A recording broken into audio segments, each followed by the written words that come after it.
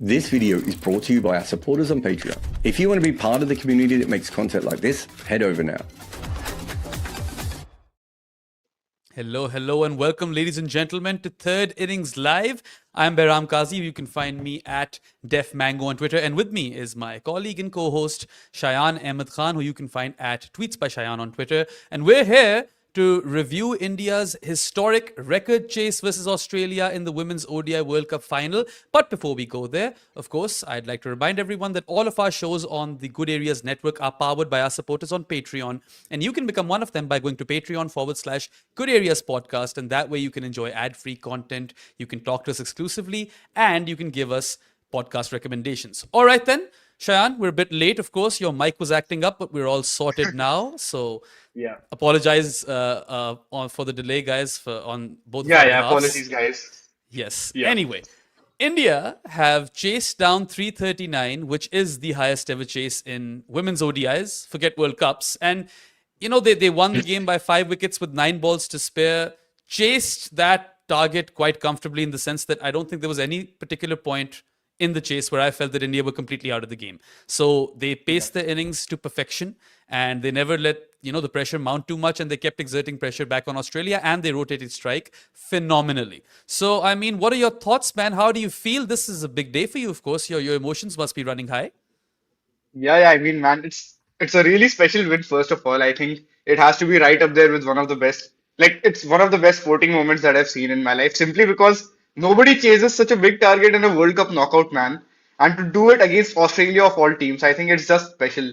And again, the team combination had to be changed a bit because Pratika was not available. So India had to bring Shafali back, and Jemimah was batting at number 3, right? And she was a player who I actually talked about for best of cricket, that I thought that the sort of attributes that she has as a player, I felt she would do well as a number 3. And the main reason for that was that she's such a good rotator of strike. And we saw that today in the partnership with Harmanpreet, right? Yeah. They really set up the game for India beautifully. Honestly. And I mean, look, there was a lot of pressure on India because even if, the conditions suited them in the second innings with all the dew around, which was considerable, I feel like, they still lost the toss. It's a good toss to lose. Australia kind of messed that one up, I suppose, but these things are easy to say in hindsight, and 339 are a lot of runs to chase on any sort of deck. So full marks to India. I feel like you hit the nail on the head over there where you said that those two, Harmanpreet Kaur and Jemimah Rodrigues, they kind of set this up for India, and ultimately Jemimah won it for them. Because look, Pratika was injured, and even though people are critical of her strike rate at times, she was a great run accumulator. She was having an all-timer 2025, for instance. And even in this World Cup, before these semi-finals, she was second highest scorer. So for Shafali to come in and then to get out early, and then Smriti to get dismissed in that unlucky fashion, strangled down the leg side, that was where the pressure, was at its highest in this entire game on India. And Jemimah Rodrigues, she was promoted to bat at number 3. This is the same Jemimah Rodrigues who was dropped in that game versus England earlier in the tournament, right? And now she's back. She's been in form. Sure, she was fortunate, but fortune favors the brave, of course. Dropped thrice. The first chance was a difficult one, the Phoebe Litchfield one, where she was dropped on 52. Then on 82, Alyssa Healy, she shelled an opportunity which she really should have held on to. She had the gloves on as well. And then at 106, when Jemimah was on 106, she was dropped by Talia McGrath. But sure, Australia dropped these 3 catches. They fielded magnificently. Their ground fielding was awesome. They saved so many runs. And India, they made mistakes too. So many overthrows, so many misfields, right? Yeah. And even those 2 dropped catches, I know they didn't really harm India much, but they did drop Alyssa Healy on 3. She was out for 5. Yeah. And also Phoebe Litchfield on 102, who ended up making 119. So not a lot of, runs came after that. So they kind of, got fortunate. And Australia really should have scored more than 338 given the position they were in. But right now, this moment belongs to Jemimah Rodrigues because she was the hometown girl playing in front of a packed house, full house in Navi Mumbai, which is her hometown. And then, promoted to bat at first drop. So quite Kohli-esque in that regard. She sets up the game and then finishes it off. Very, very Virat Kohli-esque. Unbeaten on 127 off 134.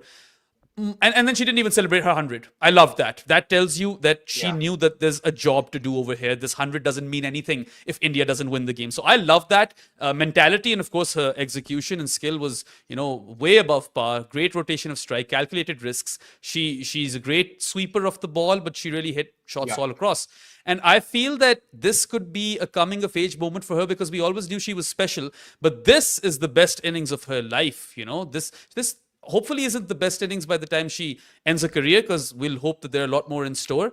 But I mean, this is the stuff of legends, what fairy tales are written about. And there's that Harmanpreet Kaur innings, of course, in 2017 versus Australia in the semi, that 171 not out of like no balls. I mean, like what 107 or something. Like it was a rocket sort of innings. But this by Jemimah Rodrigues was calculated, showed a lot of composure, showed a lot of temperament, knew when to back her skills and put the loose balls away, slashed on to all width that was offered to her, and it really was magnificent and otherworldly, really.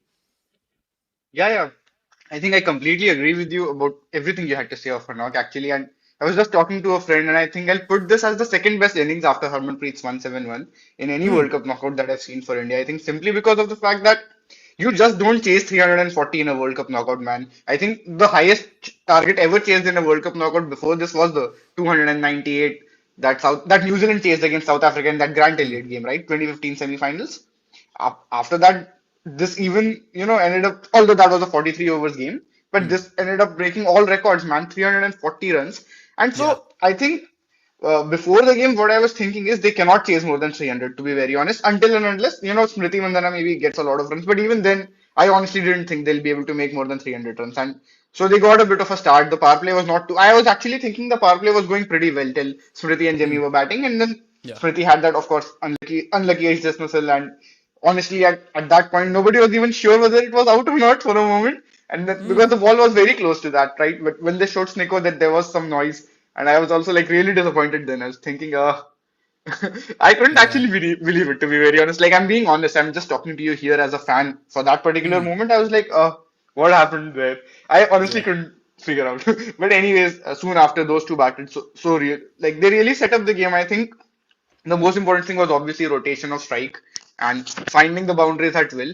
What I really liked about Jamie's innings was she was able to score runs behind square on the offside as well. In fact, not just behind, more in that cover to point sort of a region, right? Where it was Yeah. not always behind square, but a lot of those runs were coming in that region, and she was very Yeah. offside dominant today. So if we Yeah. actually look at her wagon wheel, 71 runs of her innings came on the offside and 56 on the onside. So And she and mainly how targets. much of Yeah, those go on. runs are in that cover point to backward point region? Because that's what she did. She just lashed on to any sort of 52. width that was offered, right?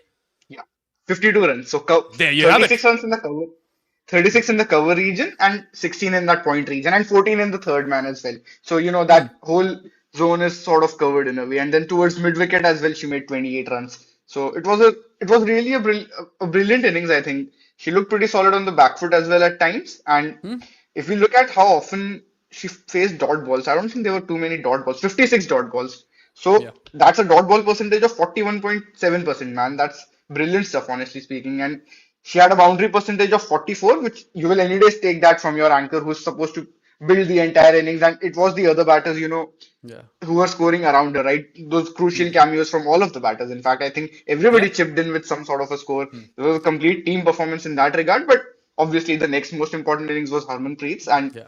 for her, boundary hitting was a lot more important. She gets Yeah. 58% boundaries, and her dot ball frequency was her dot ball percentage was 46.6. So again, these two, both of them kept the dot ball percentages under 50, Yeah. and I think this is what you really need in a big chase like 340, right? Because you Absolutely. cannot just go hammer and tong, because if you lose wickets, you're never going to make those many runs. But you also can't stall things too much for the end and Yeah. leave, like, let's say 200 runs for the last 20 overs. That's not going to happen most days. I mean, you need to keep the scoreboard ticking. You cannot accrue a lot of dot balls. And also, rotation of strike is key. Yes, you put the bad balls away, which both of those Yeah. batters did, Jemmy and Harmanpreet. But then again, I feel like rotation of strike is really, really important. If you kind of look at Australia's innings, right? They had a really good start, right? First 10 overs, they had like 72 Yeah. runs. At the 20 over mark, they were 135 for one. I think they actually underperformed, given that they were 180 for one in less than 30 overs, and they really should have gotten Yeah. 350 minimum. But you've got to give India credit for that. Sri Charani, a lot of credit for that. I know 2 for Exactly. 49, those figures don't really kind of, catch your eye when you look at just a scorecard. But if you watch this game, Sri Charani's effort of 2 for 49 was brilliant. She's the one who puts the brakes on Australia. And, let's talk a bit about Harmanpreet, because we spent a lot of time on Jemmy. And Jemmy does deserve all of her flowers and then some. But Harmanpreet is the hero of 2017. She's done this before. Yeah. This is 8 years later. She's not a youngster anymore. She is 36 years of age. She's in the twilight of her career. She is captaining India. This could be her last game if India lose, right? It very well could be. Yeah. And here she comes and she scores 89 of 88. She is the aggressor in the middle overs. India scores 73 runs from over 21 to 30. That 10 over period was critical because by the end of it, India required 150 runs to win. And at that point, you're thinking now it's their game to lose with all the due around. And we were having this conversation in our group chat as well that, okay, like surely they win it from here, right? And then Varun was like, now that Behram has said it, they lose, which did not prove to be correct this time. So I want some good PR now. But yes, I mean, look, I think that as much as we praise Jemimah Rodrigues, Harmanpreet's innings should not go under the radar. It's a very, very vital knock. The way she kind of takes down the spinners, uses her feet and just smashes them, right, for big ones. I feel like when she, was on song, after she had like scored 30 odd runs, that was a special effort. Yeah, something After like 50, that. she just went berserk. Yeah, she did. And it was a special effort as well, especially given that she's a captain who has had a lot of criticism both on her batting and on her leadership. So for her to step up and kind of, give that confidence to Jemimah as well that, okay, I'm at the other end. Don't worry. This is not entirely your job. I'm going to take care of this. I feel like that partnership really killed Australia ultimately. And also don't forget, like, I know we talked about Sri Charani right now, who I think was the third best performer with 2 for 49. But Richa Ghosh comes and kills off the game. Right? We cannot forget that. 2 sixes and a 4, that's game done, honestly. Like the scoreboard pressure, if it ever even existed, because it should have, 340 or 339 runs are a lot to chase. Richa Ghosh just comes out and annihilates the game. She ends it. She ensures that India will walk away with a victory and won't bottle this game. And they've done a few of those, they've bottled a few games in this tournament. Yeah. So come semi-final, they down the best team in the world in front of a packed audience on home turf, and now they've got a final date with South Africa, who are, first-time finalists themselves. And now we'll get a new winner, right? India have played a final before, which was also a heartbreaking moment for them when they fell short versus England. But now they're playing at home. Everyone expects this team to win an ICC trophy. And up front, you've got South Africa, who've had a phenomenal campaign of their own. Their spirits will be very high as well. But you've got to say, like, you can't match the sort of morale when you defeat Australia in a semi-final, right? Like that's just something different. That's different gravy altogether. Yeah, completely agree with you. And I think when you talk about Harmanpreet, like she is the definition of a clutch player, man. Like it's not just, again, it's not just for the sake of dropping cliches for big players and all of that. You see it time and time again. It was the 2017 semi-final. She made runs, correct. Then there was a semi-final against Australia in the 2023 T20 World Cup where she got run out, her bat got stuck. And that game they ended up losing after her wicket. And then there was another game, the one against Australia, which was a must-win game right after that. That also, she made runs, but they couldn't close that game eventually. But she was the only one standing. Like, she was the main player in that game as well. Time and time again against Australia. In particular, we have seen Harman pull off these special knocks. And I must be forgetting there's another one, right? I'm trying to think where. I mean, she was playing well in that final as Commonwealth well, games, right? yes. Commonwealth games as well. Yeah. I mean, look, she's been a legend for India, and now there'll be 2 legends at the twilight of their career competing for the trophy in the final, and Marzan Cap and Harmanpreet Kaur. And the Har Monster, I mean, look, she kind of made India believe in the first place that they can win ICC tournaments. And I'm not trying to say that India didn't have good players before that. Mithali Raj existed, for instance. Julian Goswami existed. Today they were showing us a throwback knock of Anjum Chopra in North Sydney, right? So there was that knock as well, that win versus Australia. But this just hits different because it's at home, because the team has been, going under immense scrutiny and criticism. So, I mean, they've shut a lot of people up, and rightly so, because people just went off on these girls for not being able to deliver after being paid so much money. What they forget is that, if you compare them to Australia, for instance, the sport, women's cricket, has been professionalized in Australia since so long. In India, this is recent. The WPL is also very young. They've started taking women's cricket seriously recently. So is this not a good sign that they've made this final by downing Australia and chasing a record total? I mean, the script should be opposite. The narrative should be opposite. And it's bizarre how people have just kind of turned their backs on these girls mid-tournament, and now they'll definitely be back on the bandwagon, right? They are. That is the point, right? Like, Tarutar was saying the same thing, I remember, after the England loss. He was like, why are people being so reactionary after a loss? You have to understand that all the matches that they lost versus the top teams were very, very close games. Yep. And things in sport, they are not always in your control. something can happen. You Absolutely. can make some mistakes as well at times, of course. I'm not denying, I'm not saying you don't criticize them at all. Criticism is very fair. And the Indian Yes. women's team in particular, I feel they should be criticized for not closing games really well. I think it's not Yeah. a lack of talent per se, But but just the fact that, the thing is, I understand you completely. Of course, every team needs to be criticized as far as the cricket is concerned. correct. But dude, these are professional athletes who get paid to put their bodies on the line. Why Yeah, is yeah. it that people come in with this rhetoric that, oh, they're getting paid so much, why aren't they winning? Look, things take time.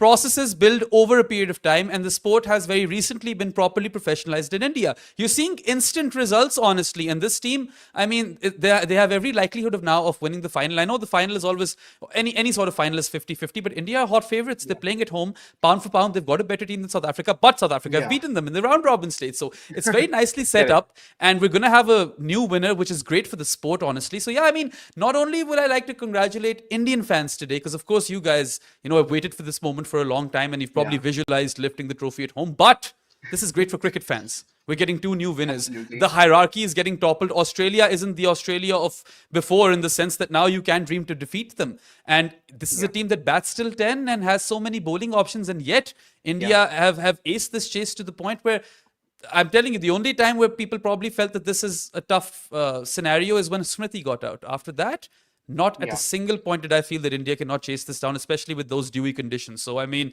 full marks to Jemmy, Harmanpreet, Sri Charni, even Richa for that high impact, Deepti, even cameo. Deepti made crucial Yes, runs. absolutely. That run out came Deepti. at an unopportune time, but I mean, apart from that, they were also going pretty well, I thought. And just one Yes. point on the match fees, the thing that you were talking about, that they're getting equal fees. They're only getting equal match fees, right? They're not getting the same contracts. They don't have the same advertisement money, obviously, because the women's game has only been professionalized recently. And they're doing well, man. Like, you Yeah, cannot just expect results instantly in any field, right? When you absolutely. put investment into something, it has to come from the grassroots. And even now, often I see people, there are lots of points of criticism, even now, that the BCCI is not completely perfect in terms of how they treat women's cricket and everything. Although, of course, Yeah. we have to give them lots of credit for the WPL in particular, because that has now Yes, helped them in facing these situations and scenarios. Now absolutely. they are not afraid to go up against the best players in the world, the best teams in the Yeah. world in knockout stages. And the fact that, lots of times these things have happened, they've come close, but they've not been able to win. I think it has been a bit of a South Africa-esque arc for them, I feel, since that 2017 World Cup. So I Yeah. don't think that there is a lack of talent per se. And if you see the players that they have, right, of course, pound for pound, they're probably not as good a team as Australia. But England, Yes. South Africa, New Zealand, these teams are all somewhat around the same zone, I think. And I would actually Yeah. say India have more talent than probably every team. India and England would be around the same level of talent. Yeah. And even England I has lots agree. of older players in their team, if you Yes. notice. True. I India mean, still some of has lots of those. young talents coming up. Yeah, Yeah. Some of those players in England are, closer to retirement now, and like Heather Knight exactly. and Nat Silverbrunt. So you do have a point over there. Even Tammy Beaumont has been playing for quite a while now. But Correct. look, the WPL has been a game changer for a few reasons Yeah, over here. We can never look past financial security because it's important for correct. everyone in every field, and it's given them a lot of financial security. Then you get to share dressing rooms with the best in the business. You get to compete with the best in the business. You get to play out pressure situations, and in a highly competitive tournament. So I feel like the WPL really does deserve a lot of praise over here. And maybe just a moment to appreciate Ramiz Raja, because I feel like his comments really pushed BCCI to create the WPL in the first place. I'll never let that one go. But yes, I mean, look, it's a very exciting team. And as you mentioned, all the games that they lost, all three games back to back to back, they were versus good teams, all three semi-finalists, and they were close games. In fact, India should have probably won two of Correct. those three games at the very least. Yeah. So it's important to turn up in the business end of a tournament and get things right, which they have managed. And now, after this sort of morale boost, and I mean they were crying, right? They were tears of joy from Harman, from Jemimah Rodrigues, and you get it. It is that big an occasion, and now they're one step away from creating history. They've already created history by defeating Australia, but they need to go one better Yeah. now to inspire a whole generation to come, or multiple generations to come. And that's what we're on, or that's the precipice we're kind of standing on, I suppose. Anyway, Yeah. before we end the show, we'd like to discuss a few Australian performances as well. But before that, we shall be taking a short break. You guys are watching Third Innings with Behram and Shayan, and don't go anywhere because we'll be back in like half a minute. I once made a pair in a club game, which is almost impossible to do. But I've been obsessed with batting my entire life. And so I put that into my new book, The Art of Batting. Being that I'm not very good at that skill, I decided to talk to other people who were. So I hit up as many contacts as I could just to talk about batting. Rahul Dravid, Brian Lara, AB de Villiers, Kumar Sangakkara, Ross Taylor, Susie Bates, Nasser Hussain, Ian Chappell, and so many, many, many more. I wanted batters to talk about how they and their friends made runs, because that is the art of batting.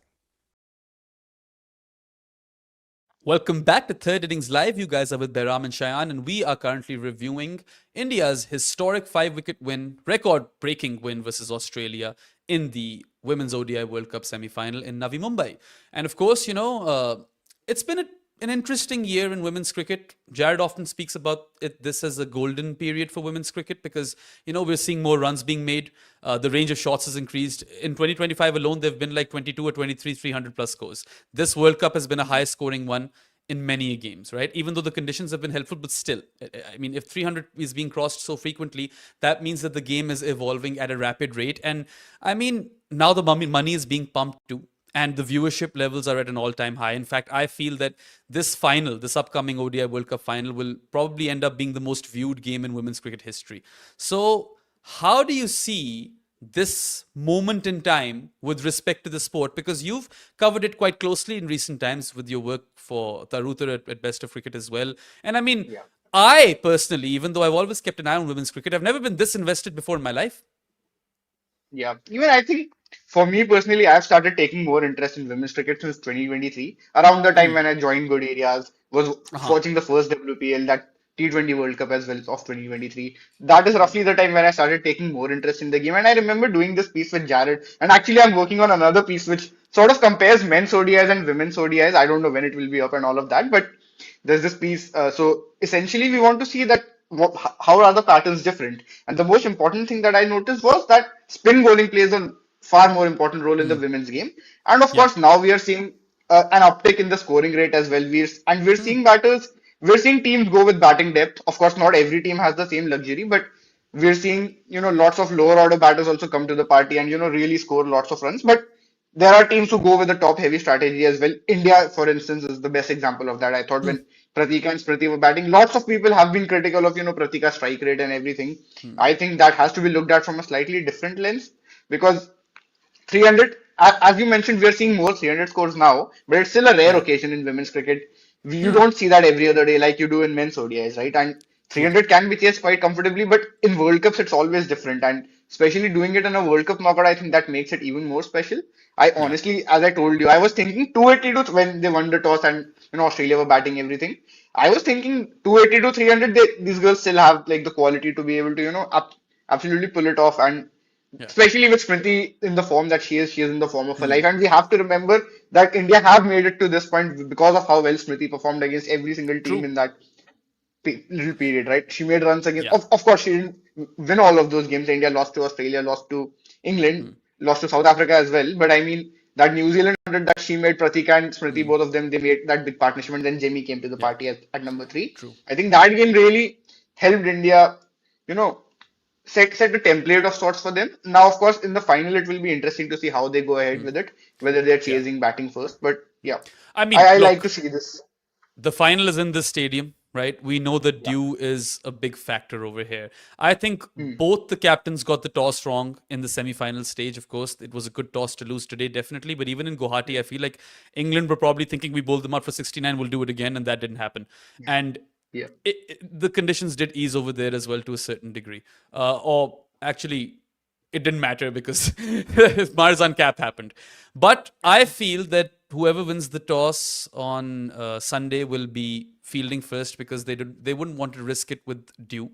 And to your earlier point, I know that Smriti Mandhana has been scoring runs after a poor start to this World Cup, and India do have the ability to chase down these targets. But I don't know if this obviously happened or not because I wasn't there. But I would assume that at the halfway mark in the dressing room, some leadership group player or Harmanpreet or the coach Amul Mazumdar, someone must have said that, hey, we chased down or nearly chased down 412 recently versus Australia. This is still Yeah, 339. And I feel that really plays a exactly. role over here. That Yeah, ODI might be the most critical one. It was a loss, but it was might be the most important loss for this women's team, because it told them exactly. that, hey, we can put down like or chase down big totals over here, and nothing is enough in front of us, especially at home. So I feel like that confidence that they must have gotten from that near 412 chase must have really helped them today. Absolutely, man. And if you remember reading my piece, that's what the intro of my Smriti piece actually was.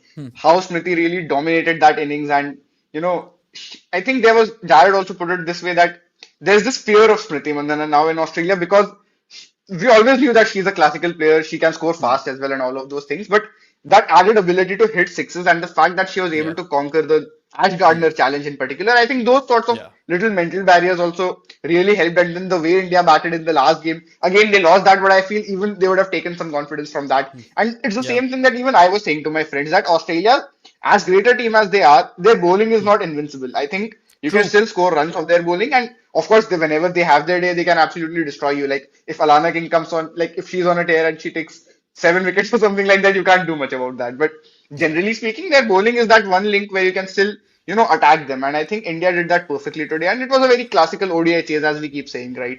Yeah. I This, mean, this look, it countless could not ODIs we've have been. seen, it just It felt could like that. could not have been paced perfectly because they didn't go all out, attack, and they Exactly. were very, very clinical in the sense that they didn't let the required run rate get out of hand at any point. I don't remember it being at 9 up until like the last 6 overs or something. I feel like that's when they Yeah. required maybe 54 runs of 36. That's the hardest it got. Or maybe I'm remembering this incorrectly because I was multitasking towards the end. But also, the way that partnership kind of killed off this game, followed by Richa, kind of tells you everything that you need to know. Yeah. A bit on Australia, of course. Yes. Bad call at the toss, but that's easier said in hindsight. Of course, they don't know to what degree Dew is going to play a role. And then, of course, Phoebe Litchfield. Let's not forget to talk about her either, because what a Yeah. knock. We've seen Laura Wolvaardt with an all-timer knock, and today Jemimah Rodrigues had something similar.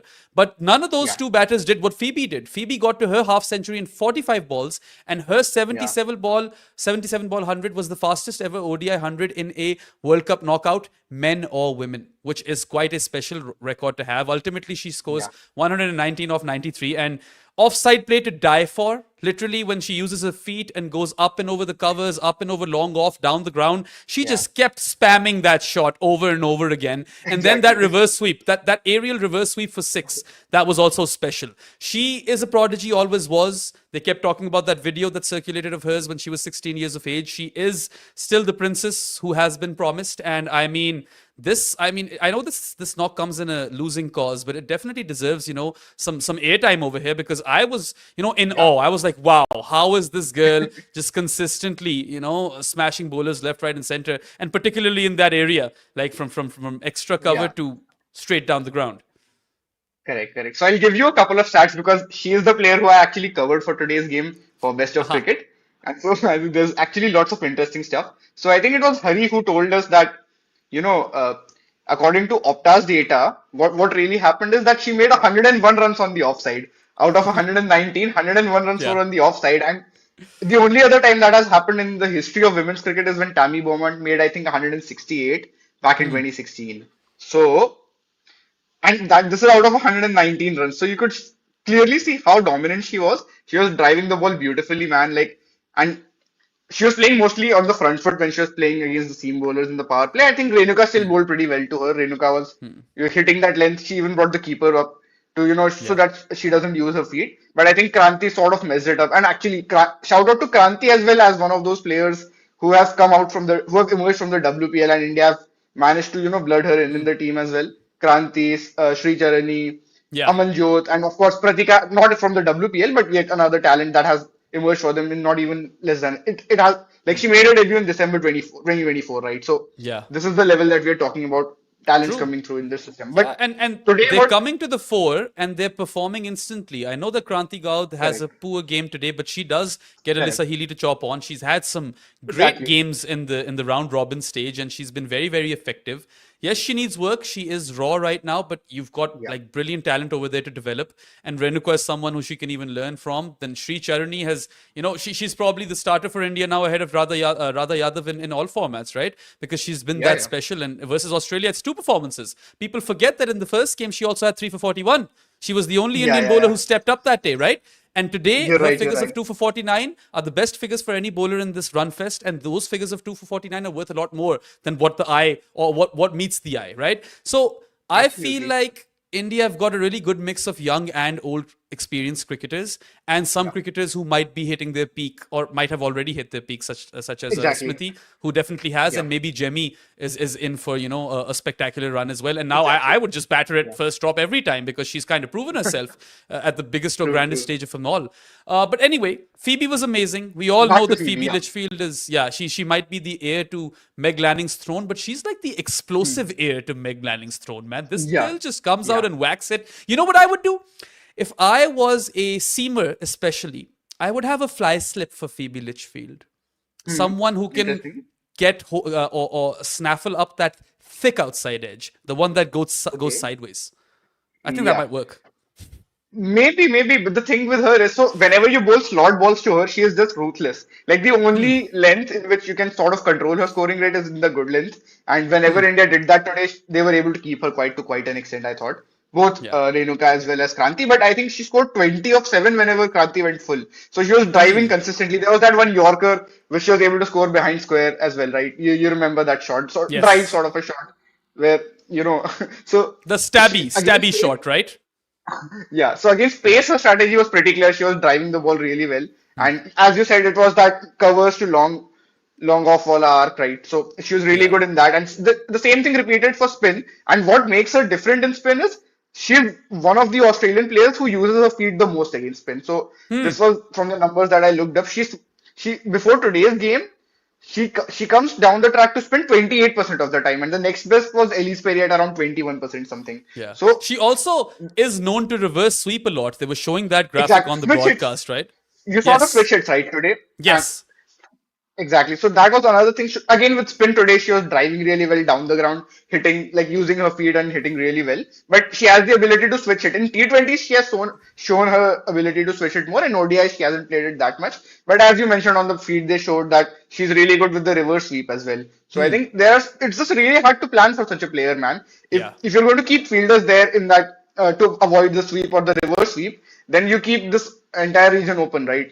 In a way, and then she's able to score, and she can even loft, and Yeah. even if you keep a fielder there, she can manage to loft it over their head. So it's not really Versus much of a problem, I thought, for her. And versus the she loves playing spinners. against India, man, for some reason. Yeah, She's a she good player, like I'll does. give you that. But against India, she's like goat level player or something like Yeah. that. Every time she She meets India, she's just scoring runs for she fun. does flip a switch for sure when she Yeah. plays India, and I just feel like when she's batting versus spin bowling, she has this amazing ability to quickly get to the pitch of the ball, and she doesn't Yeah, waste a lot of exactly. time doing that, and that really helps her, man, and because she can get underneath the ball with ease, and when she strikes them, then they are clean hits. She's not Yeah. mistiming any of those balls. Those balls are soaring. If they have elevation, it's six for sure. Otherwise, it's always a one bounce four. Like that's the efficacy with which she nails those shots in that Yeah. same region from like cover or extra cover to long off or even straight down the ground. Exactly. And I feel Yeah. like she's got unorthodoxy as well. Although today she'll be kicking herself. Maybe she didn't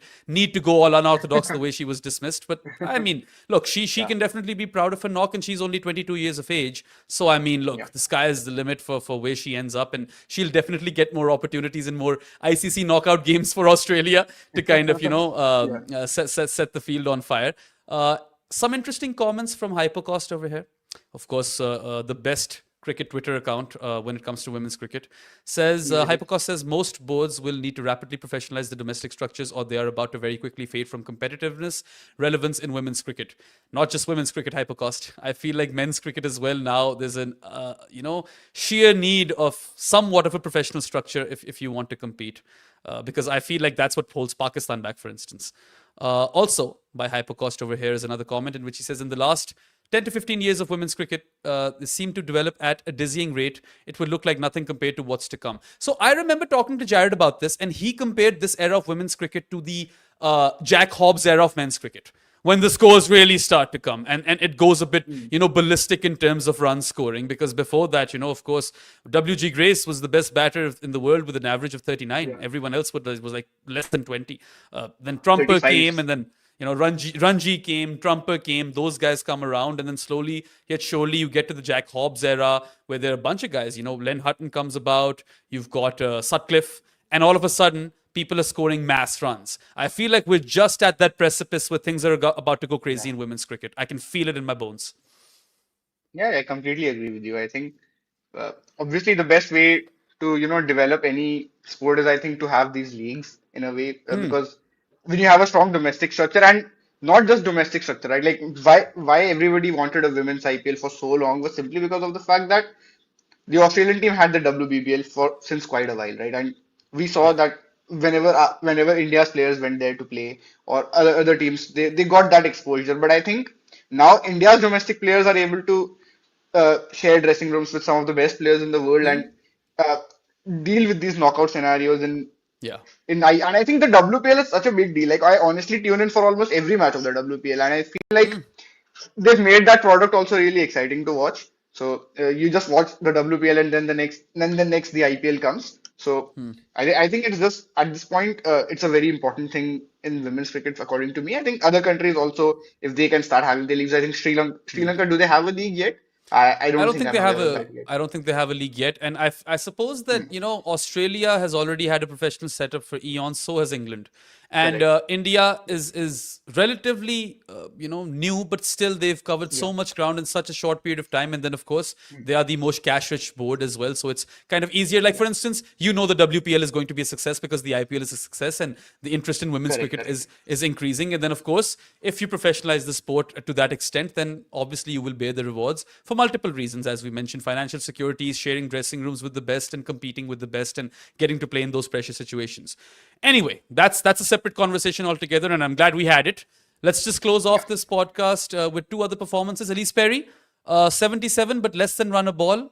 If you compare that now to Yeah. Harmanpreet's, it's still a good one, but it's not quite the same, right? There's a nuanced difference over there, because Harmanpreet does aggress a lot, and Elise Perry, for a moment after getting to 50, does that, but other than that, she's just knocking it around for the most part, which is what she kind of does in ODIs. She just doesn't get out. Do you think that, like, what sort of role do you see Elise Perry in going into the future? Because she's been around for quite a while now. Yeah, I think the her role at number three is, I think, pretty solid even now. I wouldn't honestly think her scoring rate was the problem at all, because apart from Phoebe Litchfield and then Ash Gardner towards the end, who also Yes. hit some really brilliant sixes towards the end, man, honestly speaking. And Oof. I I think mean, when we're talking, can we take a second to appreciate how good a campaign this was for Ash Gardner? First, she exactly, was scoring those yeah. tons, and today, 63 or 45 got to her half century in 41 deliveries. But boy, one thing I'd like to discuss with you is that dismissal. I have no idea why they didn't sacrifice Kim Garth. What happened over there? Yeah, they had three runouts, I think, towards the end, didn't they? Talia Yeah, but McGraw also that got run out. particular one, there's no reason to stop. Even if you've like misjudged the run, commit to it and make sure that Kim Garth is the one who loses a wicket, because you could be crucial. Those 10, 15 extra runs that you could potentially score with Ash Gardner on the crease could have been the difference today, for instance. Yeah, I think I agree with you. Maybe a brain fade moment, as I can't really understand why else that would have happened. But I mean, apart from that, so Sri Charani's spell was really important, in that middle Yes. period where she got the wicket of Beth Mooney and then Annabelle Sutherland as well. So I think India kept chipping away through that middle period once Phoebe Litchfield was out. And I think that was actually a pleasant little period for India, where they were able to pull the game back in their favor. Of course, it was Ash Gardner again towards the end who brought it back in Australia's favor to quite an extent. But Yes. at one point, it did seem like, okay, 300 is on. Like, uh, 300 is not going to be the easiest task with just four wickets in hand. And maybe if Yeah. India took, like, I think they were 275 for six at one point. So India could have taken four wickets and gotten them under 300 hypothetically, right? Of course, we know it was not as easy. And Australia still added another 39 runs from that point. Even within that, you can say that the runouts towards the end, maybe they Yeah. stalled the I momentum a mean, bit and they they could have scored even more. Yeah. they were bowled out for 338, and Yeah, at one like ball the to spare. 27 or 28 over mark, I can't remember, when they were like 180 odd for one. That's where 180 for you one, felt yeah. that that's where you felt like these girls could score 400 over here, right? With the pace Yeah. with which they were playing. And if Phoebe lasted a bit longer than she did, if she played like, let's say, 123 deliveries as opposed to 123, she could have crossed 150 easily. And that could have made a world of difference. But then again, these things are in hindsight. And ultimately, I feel the turning point was when Alyssa Healy drops the catch of Jemimah. I know that Talia McGrath's catch is also crucial. But at that point, even Yeah. if Jemimah goes out, theoretically, India are in with a shot. When she's dropped on 82 by Alyssa Healy, who's the skipper and has the gloves on, that Yeah. I think was a big reprieve for India, and that's where I felt Definitely. like Alyssa Healy dropped the World Cup, right? I think we can say that because I honestly thought when that catch happened and I was thinking about it, like, dude, they've lost the World Cup now. Like, it's over. It's not the fact that the other batters can't do it or anything like that. I just didn't feel that they're going to be able to score that many runs. It's not just about them playing well or anything, right? After that point, you have to keep going because there are so many runs to be scored, 340 runs, and they still needed, I think, around 8 runs and over at that point, if I'm not wrong, seven and a half, 8 runs and over around that mark, if I'm not wrong. And but when Healy ended up dropping it, I was like, dude, what happened? I couldn't believe it. Yeah, But I think it that was a was. pleasant surprise as an Indian fan for sure. Yeah, But it we was will quite take that. shocking. But then again, you can't just pin this on the dropped catches because India dropped No, two no, of as well. They course. just didn't prove to be as costly. And then of course, there's Yeah. there's the plenty of umpteen misfields and overthrows that actually India, they gave away so many runs. There were even like five wides Yeah. on so many occasions. And in the second innings, Australia bowled a lot of wides as well because of the wet ball and stuff. But then again, it was a wonderful game made for spectacular viewing. We're lucky to have witnessed it live on the TV. I can't believe what those people will be going through who were actually at the stadium to witness this in the flesh. Navi Mumbai must be lit tonight, One of my especially friends went there celebrating. actually. Yeah. One Oh, of yeah. my friends went to watch the game. A lot of Yeah. people who, In the I know media through as well. Twitter and stuff, not so Yeah. much in the media. I mean, of course, in the media, but I have interacted with a couple of people who either watch my shows or I know through Twitter, and they had a lot of good stuff to say, like the atmosphere. Good, good. Obviously, it had to be, Yeah. electric and Navi Mumbai is I the mean, OG place for women's cricket, man. I'm telling you. yeah. It's just different vibes there. And I think Then I'm and it's a happy they kept the fantastic. final there, at Yeah, least. it's a fantastic Yeah. stadium as well. I love the looks of it. It is, And it I is. mean, look, now we're headed to the final. We'll get a new winner. South Africa could break their World Cup hoodoo, and they could draw inspiration from, the Test team. Similarly, India, they know they've downed Australia, the best team, and chased down a record total. So they'd back themselves as well. It should be a cracker of a game. What are you feeling Yeah. if you had to pick a team? Bro, I honestly think India will win the World Cup because, like, I'm not Yeah. being arrogant about it or anything, but this is what my thought were. This is what I was thinking right after the match ended. I texted in a couple of groups that I think, guys, now India's going to win this World Cup. And then before coming to this show, I was just reading the comments on the YouTube lives, the Kimappa one. So I saw that there were two scenarios where South Africa lost the final to New Zealand after winning the semi-final last year in the T20 World Cup, and India themselves won against Australia and then lost to England in 2017. So I was like, Yeah. dude, I didn't need to think about this. I I was mean, telling my those friends, things are. no, The, don't give these me things are just like scenarios. Of course. superstitions. I mean, they No, don't no, really no. mean I'm not anything. talking about it Yeah. superstitiously. I'm saying Oh. that there are scenarios in which they can lose. My point was more Oh, like yeah. if they've downed Australia, that's a massive thing. And they're a better team than South Africa, pound for pound, for the Yeah. team that they Yeah. have. They've defeated them previously in a one-day series as well, I think, if I'm not wrong. And that was also a high-scoring series. Smriti made runs even in that series, if I remember right. And of course, they lost the match this last match, but that was not a Nadine de Klerk special, honestly speaking. Yeah. Because otherwise, for a large part in that second innings, I think India was still well ahead in that match. And Yeah. against South Africa, the most important thing I think so I'll talk about both the perspectives here, right? So from India's perspective with the ball, the most important thing is going to be early wickets because we know South Africa's Yes. openers have Of that course. ability to play long innings, and that is how they make their big totals. They are not a sort of team like Australia where they'll have Yeah. multiple weapons, but they're very reliant on their openers and cap And and to get the and job done. we also know that South Africa are going to accumulate for the longest time and then go berserk later. Exactly. Unlike Australia, who just a crack from the word go. Yes. So over here, you have to prize out the wicket of Laura Wolvaardt and hope that it is one of those Tasman Brits days where she gets a duck and not 100. That I think is very important because she is the standard deviation queen. Also, they have to be aware of players like Nadine de Klerk and Chloe Tryon, Correct, who've been correct. so Zion. valuable for South Africa in this World Cup with Yeah. both bat and ball and in the field. Like that catch by Nadine de Klerk might be one of the best ones. There's one Jemimah Rodrigues catch as well, which could go down as a contender for catch of the tournament. She did So a run out as well today, no? Good run yeah, out. yeah, yeah. I think Tanya Yes, McGrath. really, really good run out. I feel like, look, South Africa don't, or they can ill afford to make any mistakes. India still have a bit of a margin because they've got the home crowd advantage as well, not just home ground advantage. And also, Correct. pound for pound, as you said, I also think that India are a better team. But then again, Yeah. you've got goated players in that opposition team as well, and Laura Wolfart and Marizan Kapp. I Agreed, feel like agreed. Marizan really wants to win a trophy, man, and she's going to give it everything. So from South Bro, Africa's she's had perspective, heartbreaks with Delhi Capitals as well. yeah. Like, imagine Yeah. playing for Delhi Capitals of all teams. They come so close to the final Yeah. and then they don't win. And then South Africa. So maybe she also wants to go out on a high, as you said. Yeah. What a spectacular career she has had. And one bowler that I think we forgot to give a shout out today completely, Renuka Singh. Her opening spell was brilliant. I am telling you, even though Australia ended up coming out of that power play as the winners, I really felt that it was her bowling that before the rain break, she was able to create that sort of pressure, and Australia were not able to, easily score off her bowling. And she finishes with what, 8 overs, 39 runs, and Yeah. she was hitting that good length consistently. She was able to keep Healy quiet, man. And in Yeah. hindsight, not even just in hindsight, man. Honestly speaking, getting Healy out at that point was the most important thing. And then there was that catch drop as well, which, Yeah. I was really, really disappointed at that point. I was like, dude, how can you drop Elisa Healy in a World Cup knockout? I mean, She is going to kill you. both captains dropped catches. Harmanpreet Kaur dropped her opposite numbers catch, Alyssa Healy's catch, and then Exactly. Alyssa Healy drops the World Cup when she Yeah. drops Jemimah's catch. And I mean, look, Correct. what a tantalizing game to watch. We can't shut up about it, obviously. And let's see what South Africa can, kind of put forward on Sunday. They aren't favorites, but I feel like finals are always one way or another they're 50-50 because it's just a one-off at the Exactly. end of the day. And whoever makes fewer mistakes might win this game if it's a close one. Or, we might even get a one-sided fixture if India bring their A game, because if they do that, then South Africa might be toast. But anyway, we're perfectly Hypocast set has a up for... comment.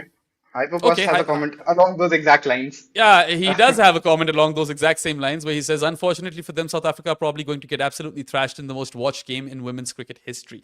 Well, I tell you what, Hypocost, India do have the advantage of playing at home and the morale boost of defeating Australia, but it is a tough job to deliver Yeah, when it is so tough. many expectations or the weight of all those expectations that have surrounded you in a packed house are on your shoulders. And even though this was a very, very historic win, it's not Yeah. going to be easy work. It's going to I test don't the think it's mettle of going to be India's easy either. India's It players is as not well. going But to be easy.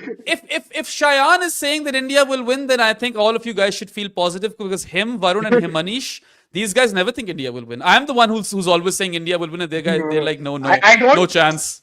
It's not always like that, dude. Like the thing with this is with Australia because the target was so much, saying Yeah. that they've won the match or they're going to win it. It's just too early to say. So Yeah. I'm like, shut up, bro, shut Yeah. up. Don't say anything right now. Yeah. That's the I just like texting in the groups and all that is just for fun and games. But I think Yeah. uh, India are a better team than South Africa. And so we have to talk about South Africa's scenario as well, right? So they'll Yeah. need runs from their openers, obviously, and then Yup. Marizan Kapp is going to be very, very important in that opening spell. If she can prize out the wicket of Smriti Mandhana and maybe even Shafali and one of the middle order Yeah. batters, that would be quite something, right? And she has Also, the ability to do that. You know I that. feel like they've got to give her a middle over spell as well because South Africa struggled big time in middle overs, and you Possibly. have to rely on Kapi and her wobble seam But delivery. I was looking at the Also, numbers actually. Yesterday I was uh-huh. looking at the numbers from middle overs and they're not actually that bad. They were, I think, ranked fourth on both the metrics, so they were like somewhat middle of the road. I don't think they're terrible. And Malaba has actually had a pretty solid tournament, right? Yeah, And she will be she again very has. important in that middle overs period, simply because of the fact that India do tend to have their issues with left arm finger spin. Now, of course, we don't have, India don't have Pratika, and if India end up going with the same lineup of not playing Harleen, which was, by the way, a very Yeah, bold move to not go with that extra it batter, right? was. They completely Yes. changed their tactics. And I honestly haven't been a huge fan of India's tactics all the way through this tournament because they've been chopping and changing things around too much, honestly speaking. There's just been a bit of a, it feels like they're confused. Sometimes they're going with batting depth till 9 and 5 bowlers. Then they're going with the extra bowler. Then they're I batting till 8. Now I know they've why they did dropped Sri this. Rana and gone with Radha Yadav. So They bit did this confused. specifically because Sri Charani took 3 for 41 versus Australia in the previous game, and they were spinner short in that game, if you remember. And Yeah, getting another slow left armer in their ranks possibly. to Yeah. have that option, I think that did make sense, but it did take a lot of cojones because you're sacrificing a batter. And Harleen, I know that she can be slow at times, but she can Yeah. score bulk runs as well. So bold Correct, move. correct. And look, today they'll be celebrating big time. Tomorrow will be a fresh new day, and all the focus will shift to the final. And South Africa are already focusing on the final. So this is about to be, a very fun Epic game. end to what has been a spectacular tournament. I mean, I've thoroughly Yeah. enjoyed it, and hopefully we'll get a cracker of a final as well to top it off. Yeah, man, absolutely. I think just covering the tournament from a more analytical perspective with best of cricket, and obviously we haven't had a chance to do all of these lives. I would have loved to do a live for almost Yeah. every game if Yeah. we had the bandwidth, and of course, even for me, it would have been really tough, right? Because there's so much work and so much other cricket also going on. You are covering Pakistan's men's Yeah. cricket team as well, and And Jared the has obviously Indians been men's very cricket busy. team as well. I've been Yeah, covering 3 different tournaments or series in this little while, man. I mean, yeah. honestly, it's a great privilege that cricket never stops, but also I really wish at some point it did. Like a It month in the should do. year, there was I need no a week cricket. break. Yeah, I need a at least week 3 weeks. break, dude. At least There should be at least 3 weeks in a calendar year where there is no I am cricket. in. Yeah, I even am if you in, bro. wanted to, I you am in. couldn't work. I wish that was the Yeah, case. But anyway, I'm telling it you. yeah, There's it so much isn't. cricket. Honestly, at some point, I just can't catch up with all the stuff that's happening. There's that England New Zealand Yeah. series as well. I caught a bit of Harry Brooks ball by ball, Matt Henry I spell, haven't Zach I Smith haven't watched spell. that series at all because I've had no Yeah, time. I need to it's just sleep so at some difficult. point as well. Yeah, I Maintaining know. three And you gigs sleep so is late. I also sleep yeah. so late. We also have this And really weird schedule.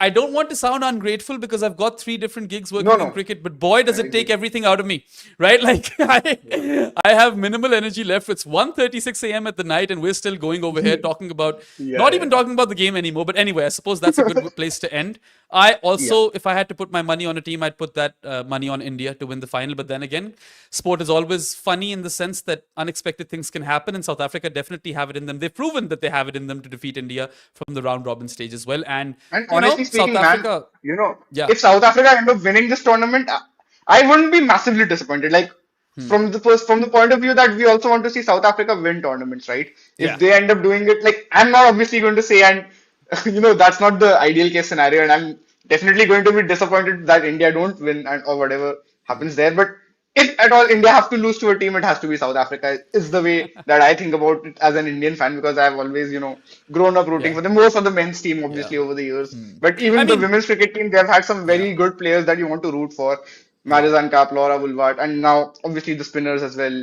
Nadine de Klerk, Chloe Tran, all these players, right? And Tasmin Brits, Yeah. her story is really special, right? She was what?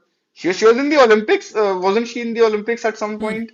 And then she Something like was, that. what sport was she playing, man? I need I to check it can't now. I can't remember, man. I'm Jasmine kind of Brits half asleep sport. right now, and I've also like Yeah, my foster mother is in town, so I actually have to wake javelin, up and spend some javelin time throw. with her as well. Okay, javelin then. Wow, fascinating. Yeah. Anyway, so you guys let us know in the comment section below who you think is going to win the final, and that's a wrap for this particular podcast. This third innings show is over. Just a quick reminder: you can go to goodareas.co and bookmark that webpage.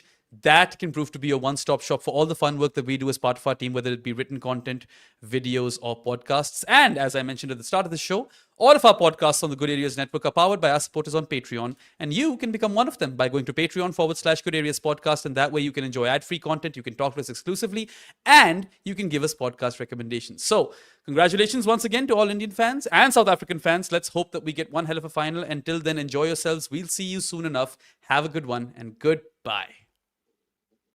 Ross Taylor couldn't see at night or when the clouds were in. Eventually, he had to see an eye specialist who would fix his eyesight. In the 2 years before the change, he still averaged more than 50 in international cricket. The top level of batting talent can basically see in the dark. That is who we are talking about in our new book, The Art of Batting. Head over and order your copy today. This video is brought to you by our supporters on Patreon. If you want to be part of the community that makes content like this, head over now.